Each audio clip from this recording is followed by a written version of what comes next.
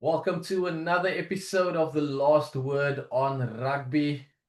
We are gearing up for another exciting weekend of URC games. But then also, we are about 2 weeks out from the Boxers' first of 5 tests up in the north. The November series starting against Japan in a couple of weeks. And we will also look at what those games can bring and who those players are that have put a blue tick, if I can call it in social media terms, behind their names, and who still has that grey mark, that unread message from Rassie Erasmus and his management. First of all, there's a couple of strong things to chat about when it comes to the box. Before we get into that, if you haven't yet, click that like button, subscribe to our YouTube channel, and then share the podcast as we look to bring you the latest news in the world of Springboks rugby, but also the URC teams and those players looking to crack a nod. With me today, John Goliath, my Greenaway, as usual. Guys, we are looking at a good November series coming up. The Boks trying to stay on the high percentage of winning games this season as they head into 2027 in a couple of years. First of all, guys, we need to speak about this. Siya Kolisi on 98 caps. It would have been lovely for him to have his 100th in South Africa. We know that would most likely not be possible with 5 tests up in the north. I'm looking at it this way. Play him against Japan, have him have his 100th against France at the place where he won the Rugby World Cup for a second time with the Springboks. That would be at the Stade de France in Paris. John, I don't know what your thoughts are. We would also like him to maybe have his 100th against Ireland, but then he's got to wait a couple of weeks into the tour to get that second game if he plays France and then in his 99th and then Ireland. How do you see that working out for the captain and those decisions that Rassie and his management must make? Yeah, good morning, Leighton. Good morning, Mike. It's gonna be interesting to see if Siya plays against Japan. Obviously, I think that's a game they would have targeted, maybe, excuse me, to play the sort of fringe players, maybe get them another shot at Test rugby. So it'll be interesting to see if Siya will play in that game. I suspect, yeah, they'll probably want to get it out of the way as soon as possible. Um, Not that it's a major milestone. Springbok captain Siya Kolisi playing his 100th game. It's a major milestone. But I don't think they actually wanted to dictate sort of their selections as well. So while it would be fantastic to have it in France, the romanticism about it, winning the World Cup for the second time there. Um, I've got my doubts if he'll play against Japan, but if they want to get it out of the way quickly, he probably will play against Japan and then have it there in France because he is definitely going to play against Ireland and France. Those are the two main matches, and those are the games where you want your best players to play. And after the season, Siya, we've seen it this year. He's been vital in that number 6 jersey um, with his big hits, his protection of the ball at the breakdown. He's just been magnificent. And he doesn't look like a guy who's already heading almost in his mid 30s. He's really playing well. So I suspect that they'll probably want to get it over and done with, maybe, because it could also be a bit of a distraction. But it would definitely be, I think, the romantic opinion would to do it in France. Yeah, look, Leighton, if I can come in here, well, this Japan game, I'm not so sure it is the a kind of a game just to to give fringe guys a go. I think that Rassie brought that game in specifically as a warm-up for the France game. That is my thinking there. Yeah. He didn't want his guys going cold into the match against France, which um, I think it is his biggest game of the tour. I think France is the Springboks is probably most serious contenders for the next World Cup. I think Rassie wanted to warm up with Japan going into France.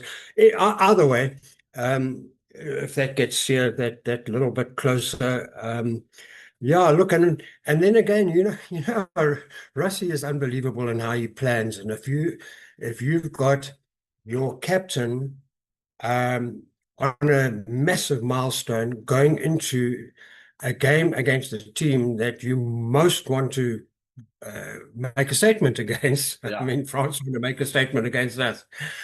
I think it all just kind of like dovetails quite nicely that if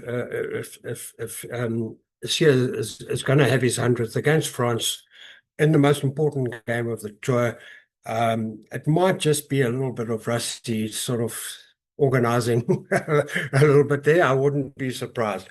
But I mean, a Springbok team playing for their captain in the most important game of the tour, I don't think it's a coincidence. Yeah, I tend to agree there with you, Mike. And Rassie will want to, apart from the foreign-based guys, possibly the Japan guys could play against Japan. I know that's probably the one thing on the cards, but he would want his strongest team to play there and then build momentum ahead of that game against France. For me, it's like John said. Maybe they just want to get it out of the way as quick as possible and not have that Siya must play his 100th bell hang around their necks and it's ringing after as they walk, as they approach to every test in that series. Then you have him play France and then another test. You have to sit. Yes, do I play him? And then you get to Ireland. Okay, now we can play him because it's his 100th and he can do that. Interestingly, yeah, as he said previously that they won't have that dictate how they go about things. They can't just think on the emotion of that 100th test and then lose sight of what they want to achieve in the next 5 tests. So that's going to be important for the box, not to let something like that. Yes, it is a major milestone. I mean, the first box captain to go back to back in World Cups. Someone who's overcome so much adversity, not just on the field, but with injuries and people doubting in him and all of that. So there's definitely going to be a lot of emotion around that. And Mm, for one, I think it's maybe a good thing that it is in the sense a good thing that it's not in South Africa, because that can take mm, away from the whole test match, that whole build up in the week, having people around him, mm. people that know him, people that see him and idolizes the way he leads the Springboks. I mean, imagine him having to go train in Cape Town for an entire week. He's staying at the Cullinan and you have these hordes of It's a people great just point, Leighton. yeah, trying to get a hold of him because it's his 100th and all of that jazz. So maybe it's a good thing that that Stade de France will be. I mean, I'm joking. Could be his 100th test.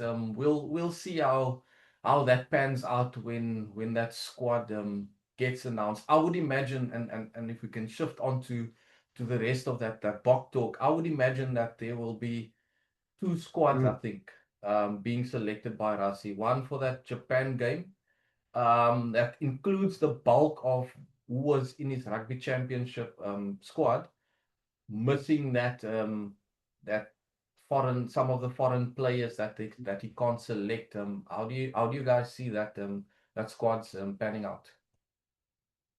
Yeah, Mike makes a great point in terms of having that warm-up game against Japan, not a warm-up, having the test against Japan to sort of get the guys in the right physical and mental state be before the test against France. We saw when they had that prolonged break after the incoming tours, how they struggled at Ellis Park, Yeah, yeah, especially in the second half where they ran out of legs a bit.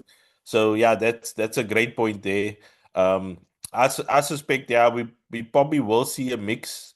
I don't see the a lot of the main guys playing the full game like a Siya perhaps will probably get a good 50 to 60 minutes maybe just to get some time in the legs but it's going to be interesting to see though who would be the bench if the bench is then packed with a lot of the fringe players, not the normal bomb squad that we've come accustomed to. There would be some fringe players, but yeah, definitely. It seems now like a masterstroke playing that game against Japan, because we all know, guys, that every game from now on until the end of this rugby campaign is going to be important because of the world rankings. At the moment, the Springboks are in pole position. They are first, the best team in the world, but you can't afford to lose matches because you can drop down, and that will definitely affect your draw in the World Cup draw, which will be done in December. So you want to basically at least win every game or at the minimum drop one. Last year, the Springboks only lost 2 out of 13 tests, which was a fantastic season.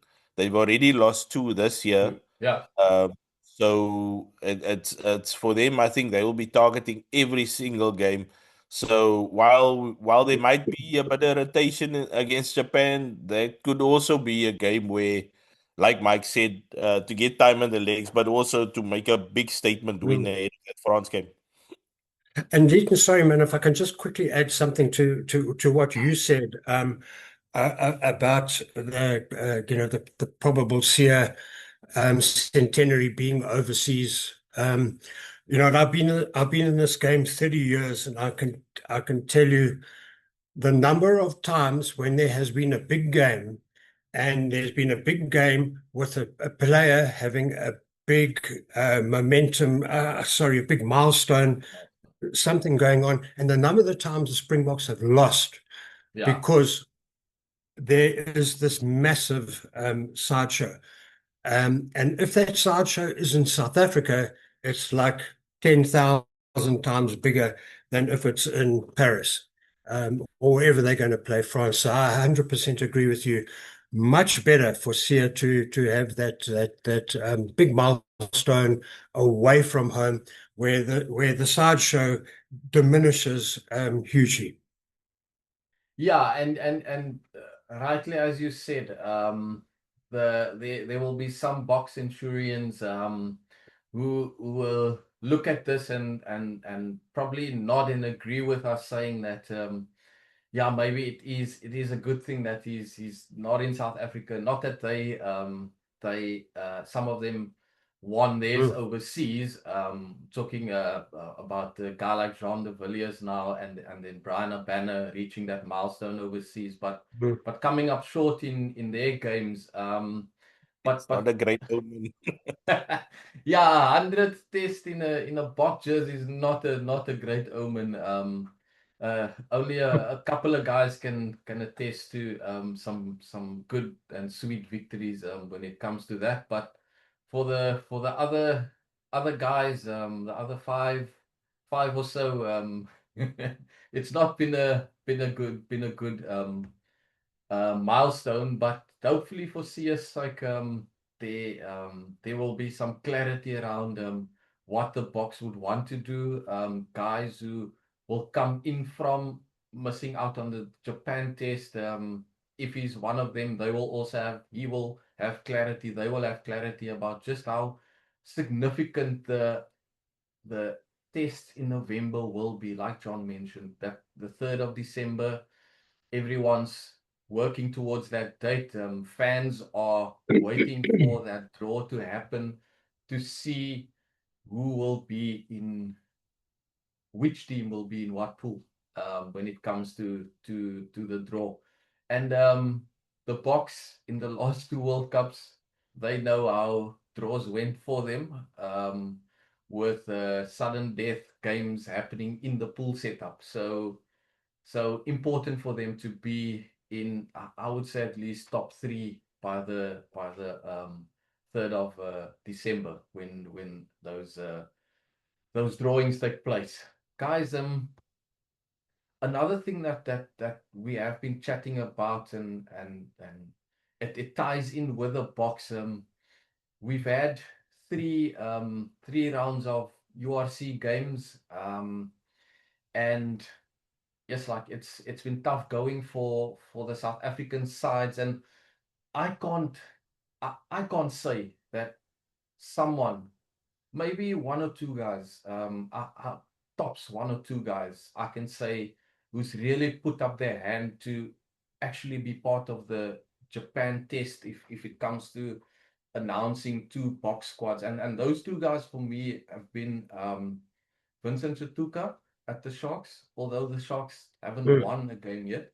And then Roos at the Stormers. He's playing like a man with renewed fire, someone who knows that they're probably looking for another eighthman, and I need to step up my game. Vincent has been leading with a great display in that Sharks team that isn't clicking, and we know for various reasons that Yeah.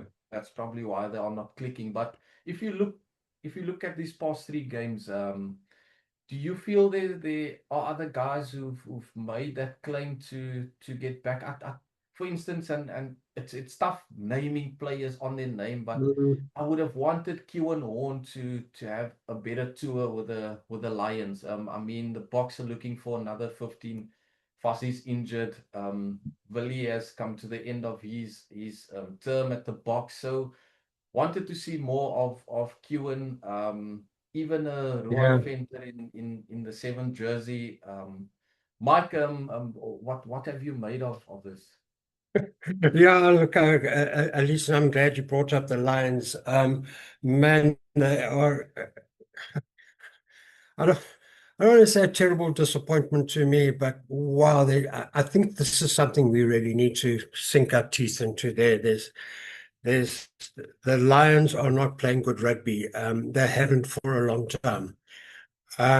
You mentioned Koen Horn, Franke Horn, um, Henko van Wyk. These are all guys that could be Yeah, playing for the Springboks, yeah, but they just don't look like they are playing at the level they should be. And I think it's because they're in a team where something is not right. And it's not just them. I think there's a lot of other Lions players too.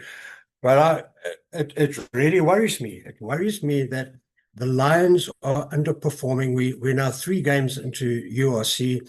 They've already lost 3. I mean, if you add that Currie Cup final defeat to Griquas, they've lost 4 in a row. yeah, Um, they're a team that loses games that they should win. Um, and dare I quote the coach, they're a team of missed opportunities, and it's always they're the nearly men. They nearly do this, they almost get there, they almost do that. We could have done this, where it's all these would have, could have, should have, but it hasn't just been going this season. It was last season.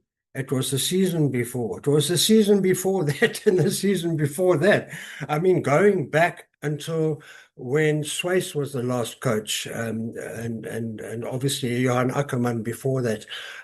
What I want to say on the show is I think that something is wrong at the Lions and something needs to change at the Lions, because we are seeing mediocrity year after year after year.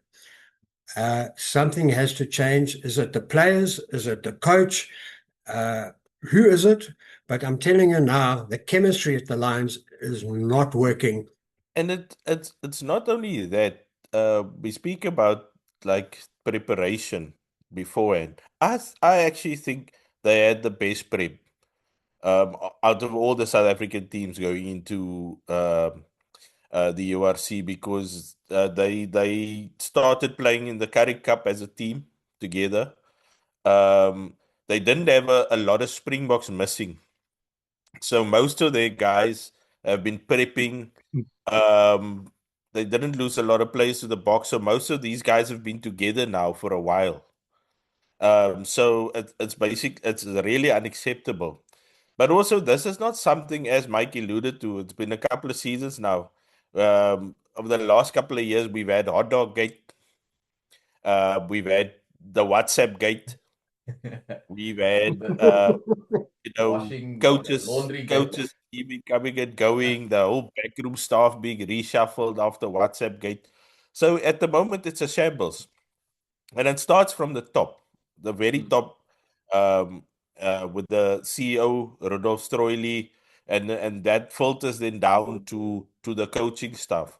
So that has been really disappointing, and they really should have had a better start. Obviously, they've also had a couple of injuries, as a lot of the South African teams.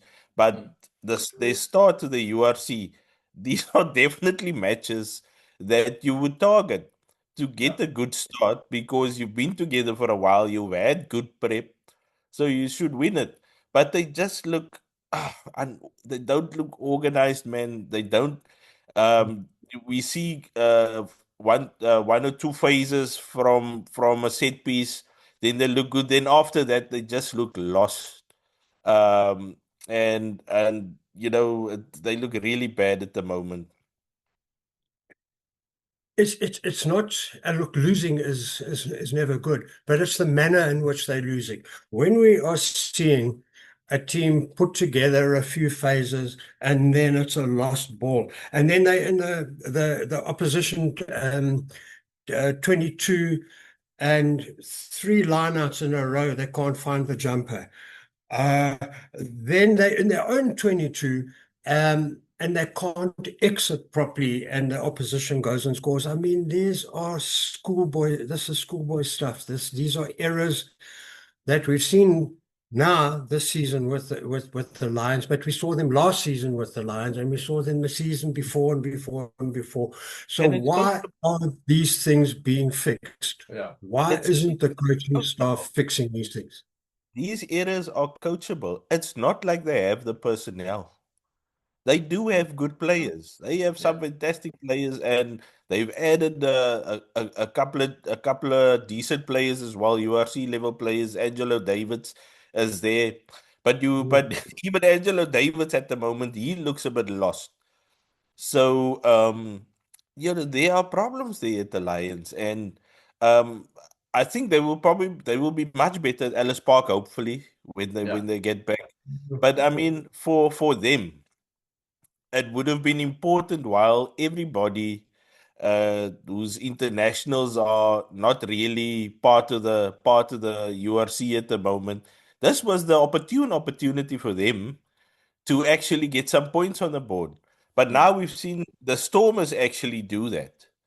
And the Stormers are always the slowest starters. So the yeah. Stormers identified an issue where they know they normally are very slow starters, terrible starters. And what they have done as the Stormers, they have focused on the fundamentals first, Yeah. which is the Stormers' set piece is so much better than it has been. Their scrum has been brilliant. Their defense even better, because those are some things you can actually control. Your Mm, set piece, the way you defend, that desire. At the moment, if you look at the Stormers when they don't have the ball, and you look at the Lions when they don't have the ball, it's chalk and cheese. The yeah. the Yeah. Lions were actually run ragged. That score could have been a lot more over the weekend. Mm, yeah. And it just shows you when you actually don't do the basics well. And that is what the great teams of the past, if you look at the great All Black team, there for me, they were absolutely fantastic when it came Yeah. to the basics. Yeah. Yeah. And especially when you're not firing, and the cohesion isn't great, do the basics properly. Mike, yeah, we chatted about that consistency now. That the Lions just they can't seem to get that over the last couple of Mm. seasons. And we touched on players that that we would want to see, or that didn't make a step up, or that made a step up, and we wanted to see make a step up. I don't know if you, I know John's burning to add another player to that list, but do you have some guys that's caught your eye, or some guys that should have done something in at, whether it's at the Bulls, the Sharks, the Stormers, or the Lions? Yeah, talking about the Lions guys, who I should rather say didn't catch my eye. Yeah. You see Franco Horn. I mean, that guy, he should be so close to the Springboks, but he's just nowhere near his normal form. Henko van Wyk, the 13 as well. Look, I just think the Lions guys, when you suck down into mediocrity, it's impossible for individuals to play their best games. And I don't think those two that I've mentioned them are alone. There's others just just not playing as well as they could, because it's kind of like a downward spiral. When a team's not playing well, um, no one's a winner. That's what I'm trying to say. John, Yeah, I for don't sure. know who's your guy there that you feel must be there, must be there. The one they call Troki, Duarno Augustus. Wow, that bra, that bra Mm. against the Bulls. Wow, he was so good, powerful, energetic, hard. Jasper Wiese clone, basically. He's basically the same sort of style of player, stocky, Mm. runs hard at the advantage line, tackles hard all over the field. I mean that guy. He was supposed to. He was supposed to be in the mix Mm. for Mm. the June July test matches. It didn't happen because of various reasons. I think it was because of his move to Ulster or something. I'm not really sure, but for me, that guy. If you're looking for at the moment, if that is the sort of profile that they are looking for in a number 8, then Joan Augustus fits that bill perfectly. And then I don't know if you guys saw this, but how Troki attacked the channel of Andre. He bulldozed Andre a couple of times, and that's actually, that was actually it's what a Uithman is supposed to be doing on the field. And that was actually quite cool to see him making those strides in that channel when he ran the ball up. His tackling was ferocious. He didn't and he played like a guy who actually had something to play for in that game against the Bulls. It was a statement performance. It was a proper statement performance, and I think to do that to Andre Pollard, that was a statement performance. Look, yeah, I'm here, my bro. I'm gonna be in this channel the whole day. Yeah. So, and Andre had a bit of a shocker, Yeah, to be it honest. did. It's going to be an interesting weekend for the South African teams.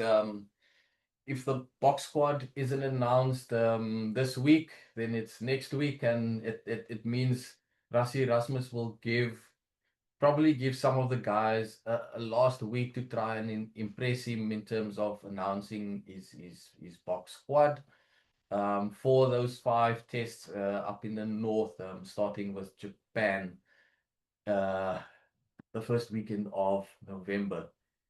Guys, yeah, it's been a lovely chat. I know we can go on and on. We have plenty to chat about when it comes to the box, but let's keep it short and sweet for this week. And next week, when we have that box squad, hopefully we can dissect it properly for our listeners and our watchers, and then we can judge who of the URC players did make an impression in the first 3-4 weeks and who did not.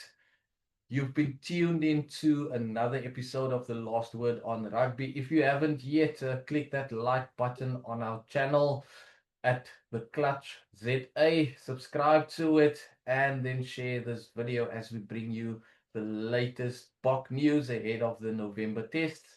And then we keep a tab on the URC and just how the Bulls and Stormers will fare overseas, and if the Lions and Sharks can turn their luck around when they are at home for the next for the next match, and then we into that November break.